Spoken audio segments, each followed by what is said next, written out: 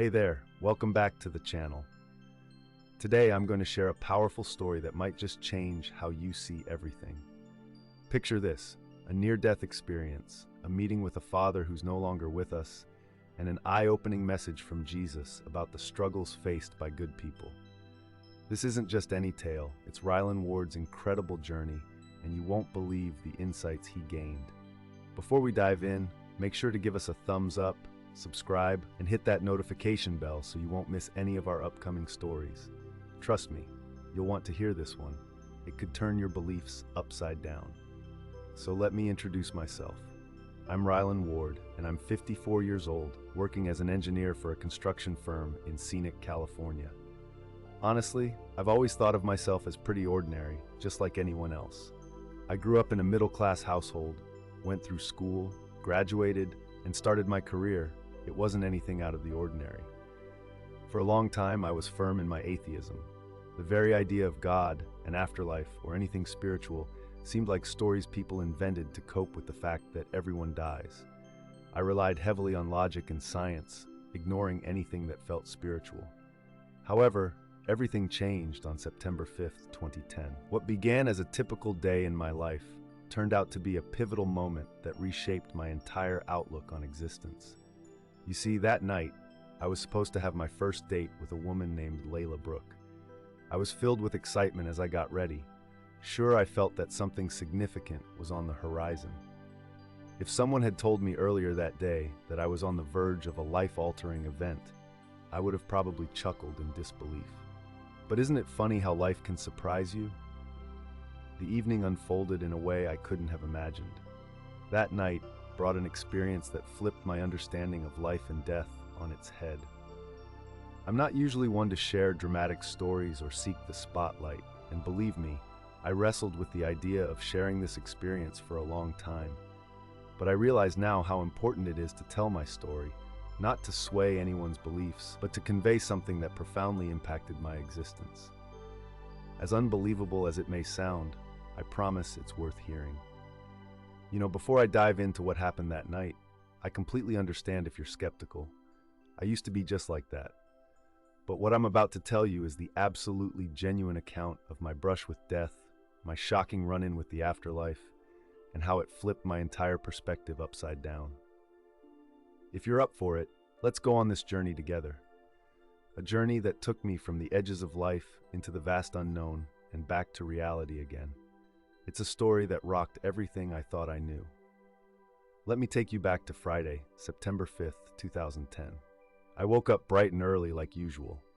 The sun was beaming outside, and I felt this unusual wave of optimism washing over me. Maybe it was because I was eager to meet Layla. I can't really say for sure. My day unfolded in the usual way, solving engineering puzzles, crunching numbers, and sitting through endless meetings at the office.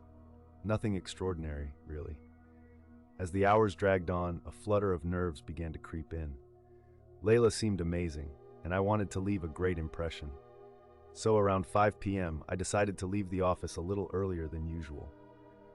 I rushed home, eager to get ready, and took my time in the shower. Finding the right outfit was crucial. I aimed for a look that balanced casual and stylish. I picked out a light blue shirt to go with dark jeans and finished it off with a gray blazer. After spritzing on my favorite cologne, I took a final glance in the mirror. Okay, I was all set. By 7 p.m., I was out the door. The plan was simple: pick up Layla and head to this new Italian restaurant that had just opened up in downtown. I hopped into my black Honda Civic and hit the road, cruising through the streets of Flagstaff. The evening was lovely. The sky was clear, and I felt a sense of calm wash over me as stars twinkled above. The streets were almost eerily quiet, and I turned on the radio, getting lost in the melody of a familiar song. Before I even realized it, I was pulling into the street where Layla lived. It was a quaint, tree-lined area with beautiful homes dotting both sides. I slowed down, scanning for her house number, when in a blink of an eye, everything changed. Just as I was focused on the numbers, a pair of headlights suddenly appeared, racing toward me. In those fleeting seconds, chaos erupted. Tires squealed on asphalt as I saw lights barreling my way, and that's when, well, you can probably guess how that went. It was an overwhelming dark abyss, and honestly, I couldn't quite grasp what was happening at that moment. One minute, I was behind the wheel, navigating the road, and the next, everything was shrouded in a suffocating blackness. There was no crash sound, no sensation of pain, just an eerie silence, as if the universe had hit the mute button all at once. It didn't dawn on me then that a driver, under the influence, had swerved into my lane, colliding with my car head-on. The force of the impact was so fierce that doctors would later declare it miraculous that I had made it through. In that pitch-black void, it felt like my entire world had vanished. The stillness around me was staggering, almost tangible, devoid of even the faintest whisper. I attempted to open my eyes, but it was no use. This darkness wasn't the kind you find in a dimly lit room. It consumed everything, even the very idea of space. Panic set in. I wanted to move, to feel something, anything, but my body seemed to be absent, gone. No warmth, no chill. I couldn't sense the breath filling my lungs. I was just a conscious being floating in unending emptiness. Desperation gripped me, and I tried to call for help, to scream, but my voice fell silent, or perhaps it was swallowed by the vast nothingness around me. Time lost all meaning there. I had no clue how long I remained suspended in that agonizing state, minutes, hours, days. It felt like I teetered between frenzied despair and an unusual, unsettling calmness. During those quieter moments, memories began to emerge, streaming through my mind like clips from an old film reel. There were snippets of my childhood, images of my parents, and flashes from my school days, a chaotic blend of joy and sorrow, success and setbacks. As those memories unfolded, my thoughts turned to my father, Elias Ward, who had taken his own life just 3 years prior. That recollection hit me hard, reopening wounds I thought had started to heal. I was still grappling with the weight of his loss, feeling anger and pain surfacing anew. It struck me how I had once rejected the concepts of God and an afterlife, believing in nothing beyond our earthly existence. I used to mock the beliefs of others, thinking I was somehow superior for dismissing what I deemed fairy tales. Yet here I was, engulfed in darkness, utterly lost, feeling as if I were treading the line between life and death. Despair wrapped around me like a heavy blanket, and isolation pressed down harder. It was in that bleak moment, at the peak of my hopelessness, that the unexpected happened. You see, a shift occurred within me. I, who had always been a skeptic of anything beyond the tangible world, found myself doing something I would have never imagined. I began to pray. This wasn't a prayer filled with fancy words or rituals. It was a raw, desperate scream into the void. God, if you're out there, please help me. I pleaded silently, begging not to be left alone in this emptiness. Then something remarkable took place. It felt like my heartfelt plea had shattered some unseen barrier. The suffocating darkness started to fade, revealing something entirely new. In that moment, my true journey began. Suddenly, amidst the overwhelming blackness, a small point of light appeared. At first, it was just a pinprick, reminiscent of a faint star, but it surged forward rapidly, expanding until it enveloped me entirely. The brilliance of this light was unlike anything I had ever encountered. It surpassed the sun's glare and any illumination known on Earth, yet it didn't cause me discomfort. Instead, it felt as though I was perceiving it, not just with my eyes, but with my very essence. Imagine diving into an ocean filled with pure radiance, where every single particle glows with unparalleled brilliance. It was akin to that, only far more intense and overwhelmingly real. Alongside the light came an overwhelming sense of love and peace that eclipsed anything I'd ever felt before.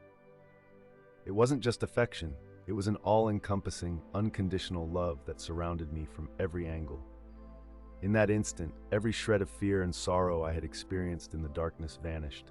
I felt safe, fully accepted, as if I had finally come home after a long, tumultuous journey. For the first time, I sensed I was exactly where I was meant to be. This light had a vibrant pulse, a dynamic essence that hinted at a consciousness all its own. It felt familiar, as if it knew every detail of my life, the thoughts I had harbored, the actions I had taken, yet it extended this incredible love toward me without judgment. As I adjusted to this astonishing experience, I began to understand the depth of what was unfolding around me. As the radiant light enveloped me, it dawned on me that there was something extraordinary happening. Shapes began to take form. At first, they were hazy silhouettes, but gradually they sharpened into focus. Standing before me, bathed in that luminous glow, was my father, Elias Ward, exactly as I remembered him from before the dark times that led to his tragic end. His smile radiated warmth, filled with comprehension and affection, and I found myself frozen in disbelief. How could this be? My father had passed away 3 years ago. Here I was, a staunch skeptic, confronted by the apparition of the very man I thought was lost forever, illuminated by an otherworldly brilliance. It felt surreal, almost too vivid to be true, yet it was more genuine than anything I had ever encountered. For the first time, everything seemed to align just right, as if my eyes were finally opened to a deeper reality. As he drew closer, I felt a profound sense of love emanating from him, and in that moment, my doubts about the afterlife and questions about a higher power faded away. All my uncertainties paled in comparison to this overwhelming experience. This incredible light and the presence of my father, whom I had believed I would never see again, indicated I was on the brink of discovering life-altering truths. Seeing Elias again was like a jolt. The man I had witnessed descend into despair and choose to leave this world was now shining, enveloped in breathtaking light. "Dad," I stammered, my voice thick with emotion, "how can this be happening?" He moved closer, his aura comforting, imbued with love and insight. "Ryland, my son," he said, his voice resonating just like I remembered. "I can imagine you're surprised." My mind was a whirlwind of questions. Why had he chosen to end his life? Why had he left us behind? How could he appear so tranquil after everything that had happened? It was as if he could sense my turmoil. "I know you're grappling with many questions, and I understand the pain that my actions caused you and your mother. I'm truly sorry for that," he continued, each word wrapping around me like a soft blanket. Tears brimmed in my eyes. "But you shouldn't be here. I thought people like you couldn't find peace after." My voice faltered as I struggled to reconcile his presence with my beliefs about suicide. "How can you be surrounded by this light after what you did?" A serene smile spread across his face as he prepared to respond. "Every soul eventually finds its way to heaven, Ryland, but there's a journey we all must take first. Let me tell you, I faced my own kind of torment along the way. When I first heard this, I was lost. What does that even mean? My dad tried to explain, saying that what many think of as hell isn't about eternal suffering. It's really a time for cleansing. After I passed on, I had to confront every painful moment I ever brought into someone else's life, especially with you and your mom. It felt like my spirit was being torn apart and then slowly put back together again until I felt pure." As he was talking, I understood. In that place, lies just didn't exist.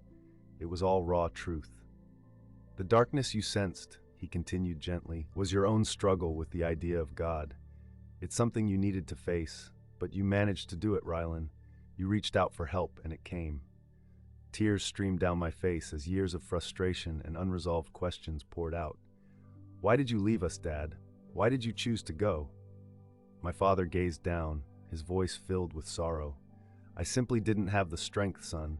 The pain felt like it would swallow me whole, and I couldn't find any escape." He took a breath, adding, "But I see now there's always hope. I just couldn't recognize it back then." At that moment, I understood that what my father truly needed from me was forgiveness. Surprisingly, I felt ready to give it. "I forgive you, Dad," I said, feeling an enormous weight begin to lift from me.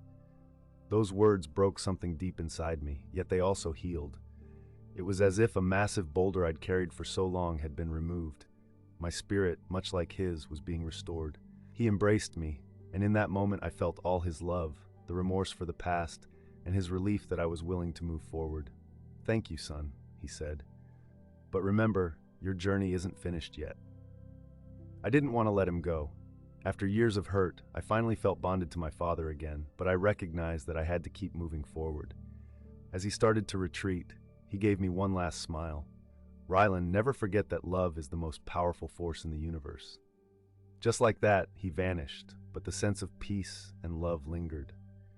I could feel something essential had shifted inside me. The forgiveness I offered my father wasn't just for him, it was a gift to myself too. What an extraordinary realization. It dawned on me that the light surrounding me was growing even more vibrant. I sensed a shift, a hint that something significant was on the horizon. After my encounter with my father, the radiance around me expanded further. It felt like I was diving deeper into another layer of this astonishing reality. Before I knew it, I found myself in an utterly breathtaking place. If you take the most stunning scene you've ever witnessed and amplify that beauty by 1,000 times, it still wouldn't do justice to what lay before me.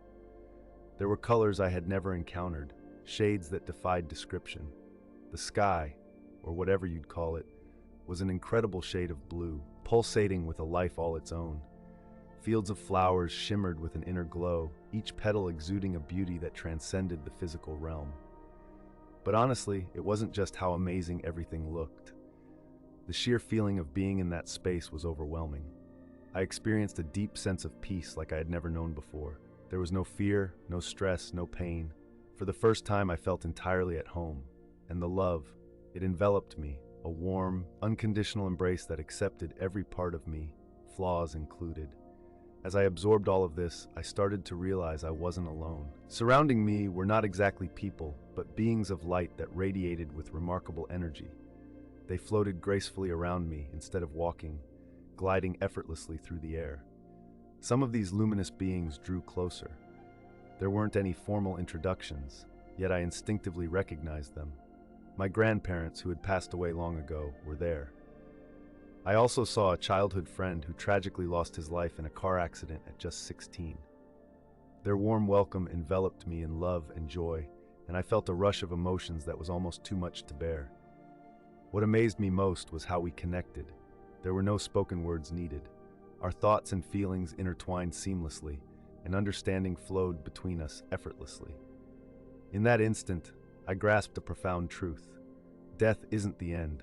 It's merely a transition to a different realm of existence. This new existence was far more vibrant and fulfilling than anything I had envisioned. I longed to remain in that world forever, dreading the thought of returning to the complexities of earthly life. The thought of returning to my old life felt like an impossible burden. How could I possibly leave behind all this tranquility and affection? But in that moment of doubt, a little voice inside me stirred, reminding me that my time on earth wasn't over. Just as that realization hit, I heard my name being called. I turned, and there before me was a brilliant being of light. This figure was unlike anyone I had encountered before. His radiance was uniquely profound and filled with love. In an instant, I knew who he was, Jesus. The moment I recognized him, I was utterly at a loss for words. He didn't match the images in my head from paintings. Instead, he had striking blue-green eyes, wavy brown hair, and wore a simple robe associated with baptism. Yet it wasn't his appearance that captivated me. It was the overwhelming aura of love and strength that surrounded him. With a warm, gentle smile, he approached me, and somehow there was no need for introductions. We both understood. "Welcome, Ryland," he said, his voice resonating in my very core. I wanted to ask a million questions, to express my astonishment, but I couldn't find the words. How could an ardent skeptic like me be standing here, engaged with the figure of my disbelief? It felt overwhelming, challenging every thought I held. Jesus seemed aware of my internal struggle and flashed another reassuring smile. "I understand this is confusing for you, Ryland. Your doubts don't change the truth of the moment. I am here with you, and this is real." Finally, I managed to speak, questioning how this could be happening to me. But why? I never believed. "Belief isn't a prerequisite for love, Ryland," he replied. "I embrace everyone, irrespective of their convictions. You're here now because there's something vital for you to learn." He extended his hand toward me, and as soon as I grasped it, a vision flashed before my eyes. It was a glimpse of my life back on Earth. I saw Layla, the woman I was destined to meet that night, along with children, my future children. "Your journey on earth has yet to be fulfilled, Ryland." Jesus spoke softly. "You have a purpose, people to love and lives to impact." A surge of conflicting feelings flooded me. On one hand, the thought of leaving this utopia felt unbearable, yet the vision of a life filled with meaning tugged at my heart. "How can I return?" I implored. "How can I live with this knowledge? How can I explain it to others?" With a gentle smile, Jesus replied, "You don't have to put everything into words, Ryland. Some truths transcend explanation. What matters most is how you choose to live moving forward." Embrace the love you found here and carry it into your life, he said gently, his words resonating within me. I understood the sentiment, but a question nagged at me, the same one I had pondered for years. Summoning my courage, I asked, Jesus, why do good people suffer so much? Why is there so much pain in this world if God is love? With a compassionate gaze, he replied, Ryland, suffering can serve as a catalyst for personal growth. Those with pure souls often encounter greater challenges because they possess the ability to evolve and assist others. Pain fosters empathy, nurtures inner strength, and prepares individuals for more significant missions ahead. Think of it as not a punishment, but rather an opportunity to grow. Those who endure pain often uncover eternal peace and joy. And remember, in your suffering, you're never truly alone. I am always with you, even in moments when you might not recognize my presence. His words struck a chord deep within me, shifting my perspective on suffering entirely. It's time for you to head back, Jesus said softly. Take the love you found here and let it radiate in the world around you. Before I could respond, an invisible force tugged at me, drawing me away. Suddenly, the gentle light began to fade, and the last thing I remember was Jesus' warm, loving smile before I was thrust back into my earthly existence. The transition was jarring. One moment, I was enveloped in pure love and light, and the next, I was back in my body, grappling with pain and confusion. The first thing that struck me was the incessant beeping of machines nearby, each tone marking my heartbeat like a metronome. I attempted to open my eyes, but they felt weighted down. Slowly, the awareness of my body returned. Discomfort throbbed in my chest and head. With effort, I finally managed to blink open my eyes, only to be met with a harsh light that contrasted starkly with the gentle glow I had just left behind. As my vision began to clear, I spotted a familiar face hovering over me. It was Layla. Her eyes were red and puffy, telling tales of deep concern and perhaps tears shed. Relief washed over her features as she caught sight of me waking up. Ryland, she exclaimed, her voice a mixture of joy and worry as she took my hand. You're awake, oh thank God! I attempted to respond, but my throat felt like sandpaper. Quickly, Layla grabbed a glass of water with a straw and helped me sip some. What happened? I finally managed to croak out, barely keeping my shock at bay. Ryland Ward had no idea how drastically his life would shift after a terrible car accident. A drunk driver had swerved into his lane, resulting in a severe head-on collision. The force of the crash was astonishing. It left doctors bewildered that Ryland had come through it at all. Leela Brooke, with tears welling in her eyes, shared the terrifying news. You were in a coma for 3 days, she said, her voice trembling. They weren't sure if you would wake up. 3 days. A time that felt both like an eternity and merely a blink of an eye. Slowly, as he gathered the fragments of what had happened, he learned that he had several broken ribs, a serious concussion, and had needed emergency surgery due to internal bleeding. The doctors pronounced it a miracle that he had survived. The very concept of miracles echoed in his mind. Ryland, a former skeptic who had never placed faith in the supernatural, was now grappling with experiences that transcended ordinary understanding. Throughout his stay in the hospital during the recovery period, he kept quiet about his feelings. How could he articulate the profound love he encountered, the warmth of a reunion with his father, or the conversation he had with Jesus? Layla was a constant presence, sacrificing her work and spending her nights by his bedside. Her unwavering support moved him deeply. It mirrored the love he had felt in that otherworldly encounter. When the doctors finally cleared him to leave the hospital 2 weeks later, Ryland realized he was not just healing physically. Sure, he had a long journey ahead with rehabilitation, but on a spiritual and emotional level, he had transformed radically. His view of existence was no longer bounded by the tangible realities he once believed in. Where he once thrived on material pursuits like chasing after wealth, things began to shift dramatically in his perspective. With Layla by his side, Ryland embarked on a new chapter of his life. This journey would look nothing like the one he had previously known. In the months that followed his release, he was caught in a swirl of reflection and transformation. The physical healing felt sluggish and at times excruciating, requiring him to undergo rigorous physiotherapy to regain his strength and mobility. Yet all of that paled in comparison to the internal metamorphosis he was undergoing. The near-death experience had forever altered his outlook on life. Each moment sparkled with significance. Every connection with others swelled with the love he had once only dreamed of. Looking back, I realized how little material things mattered compared to the connections I made in the afterlife. My relationship with Layla took off. She stood by me as I healed, and soon I found myself deeply in love with her. It was like looking into a mirror and seeing the pure, unconditional love I had felt in that other realm. 6 months after the accident, I found the courage to propose, and when I asked, her eyes filled with tears of joy as she said yes. Work became a different story for me. Although I still did my job as an engineer well, the relentless drive to climb that corporate ladder had faded. Instead, I sought ways to utilize my skills for the greater good, diving into engineering projects aimed at helping underserved communities. Making a positive impact became my new ambition. Spirituality transformed my outlook too. Once a firm skeptic, I now considered myself deeply spiritual without subscribing to any particular religion. Meditation and prayer became essential parts of my routine. I cherished quiet moments that allowed me to reconnect with that overwhelming sense of peace and love I experienced after my near-death encounter.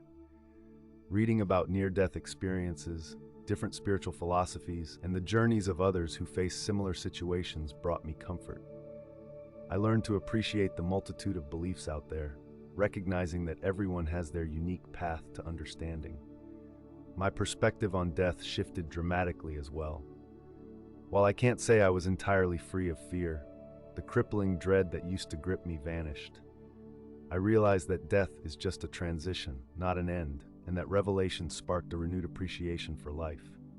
Simple joys, an enchanting sunset, the laughter of a child, a warm embrace, became more meaningful than ever. I made it a point to be more present, to truly engage with the people around me and savor each moment. Of course, it wasn't all smooth sailing. I faced skepticism when I tried to share my experiences, and some friends distanced themselves, unable to grasp the depth of my transformation. My loving family, while supportive, occasionally seemed puzzled by my new outlook. I also had to navigate moments of self-doubt, but through it all, I remained committed to embracing the changes within me. Sometimes, it feels like a distant memory, almost surreal, and I find myself questioning whether it truly happened. In those fleeting moments, I hold tightly to the warmth of the unconditional love I experienced and the profound peace that enveloped me. It's incredible how those feelings can center me again. One of the biggest lessons I took away from my near-death experience was about forgiveness.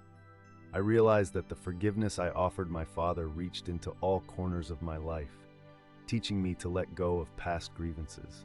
Clinging to anger only weighed me down, and as the years rolled by, I found it easier to forgive, which has been liberating.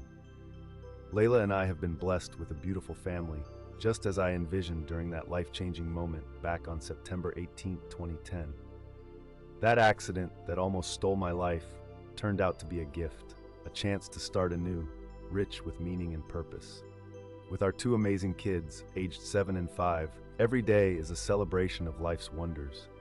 Watching them grow and discover the world is one of the greatest joys I've known. Reflecting on the past decade, I sometimes feel as if that experience happened just yesterday, immersed in that brilliant light, sharing moments with my father and Jesus. Other times, it feels like a story from another lifetime. At 45, I see a path of continuous transformation, one that began that fateful night and still shapes me today. My relationship with Layla brings ceaseless joy and opportunities for growth. On the professional front, I've discovered a balance I once thought unreachable. While I still work as an engineer, my focus has shifted significantly towards social impact initiatives. Using my skills to uplift others offers me an unparalleled sense of fulfillment that surpasses any job satisfaction I once had. Spirituality has become a vital aspect of my life, even though I don't subscribe to any single religion. I regularly engage in meditation and prayer, which help me reconnect with that state of tranquility and love reminiscent of my near-death experience. And one of the most fulfilling aspects of this journey has been sharing my story with others, not to persuade anyone to believe in anything, but to offer hope and reflect on the journey we all undertake. For me, the journey of life and death has transformed into something filled with hope and fresh perspectives. I've found that sharing my experiences in intimate support groups creates a powerful healing bond.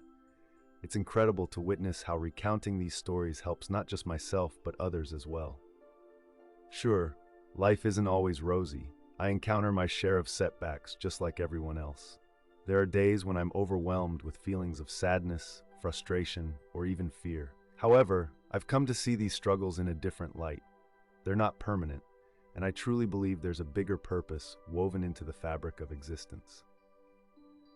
One of the most impactful lessons I've picked up along the way is about love. My near-death experience revealed to me a type of love that was pure, unconditional, and utterly overwhelming. Every day, I strive to incorporate that essence of love into my interactions with those around me. It's challenging at times, but that effort feels incredibly worthwhile. Another vital realization was how everything is interconnected. During my experience, I felt this oneness with the universe that opened my eyes to the importance of living in harmony with nature. This newfound awareness drives me to be more mindful of my impact on the environment. People often ask me about my feelings towards death now. Honestly, I don't fear it. Instead, I have a profound respect for life itself.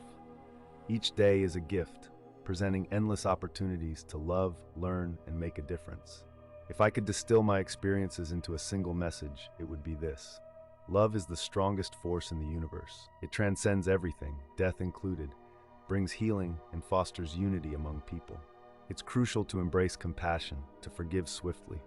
Life is simply too short to hold on to anger or resentment. My near-death experience has taught me that there's a vast mystery beyond what we see or know, a loving enigma that adds meaning to our existence. I won't claim to have all the answers. In fact, I don't believe anyone does. But I've learned to navigate the uncertainties, to relish the mysteries of life. Looking toward the future fills me with both excitement and gratitude.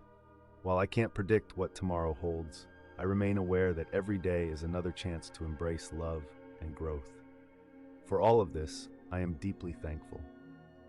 My journey is far from over, and I still have much to explore and learn.